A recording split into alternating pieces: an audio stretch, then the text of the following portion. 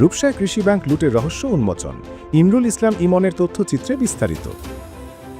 খুলনার রূপসা কৃষি ব্যাংকের ভল্ট ভেঙে 16,16,000 টাকা চুরির ঘটনার মূল হোতা ইউনুস শেখ নামে এক যুবককে গ্রেপ্তার করেছে পুলিশ। গ্রেপ্তারকৃত ইউনুস উপজেলার নিকলাপুর গ্রামের ইনসান শেখের ছেলে। তাকে রবিবার ভোর রাতে রূপসা কৃষি ব্যাংক ভবন থেকে গ্রেপ্তার করেছে পুলিশ। গ্রেপ্তার ইউনুস শেখ কৃষি ব্যাংক ভবনের 4র্থ তলায় ভাড়া থাকতেন।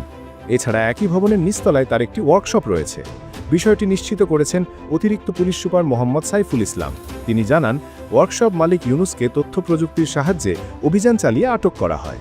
প্রাথমিক জিজ্ঞাসাবাদে ইউনুস টাকা চুরির কথা স্বীকার করেছেন, তবে এখনও পর্যন্ত লুট হওয়া সব টাকা উদ্ধার করা যায়নি। পুলিশ জানায়, ইউনুস পেশায় একজন লেদ মিস্ত্রি। লোহা কাটার দক্ষতাকে কাজে লাগিয়ে তিনি ব্যাংকের ভল্ট ও তালা ভেঙে ভেতরে প্রবেশ করতে সক্ষম হয়।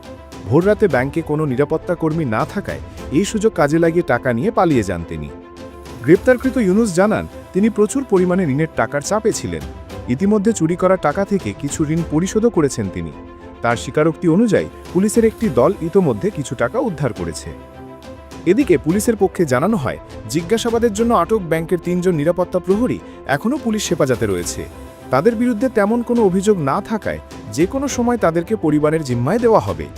রূপসা থানার ভারপ্রাপ্ত কর্মকর্তা ওসি মোহাম্মদ মাহফুজুর রহমান জানান, কৃষি ব্যাংক পূর্ব রূপসা ঘাট শাখার 6টি তালাসহ ভল্ট ভেঙে 16 লাখ টাকা লুট হওয়ার ঘটনায় ইউনুসকে গ্রেপ্তার করা হয়েছে।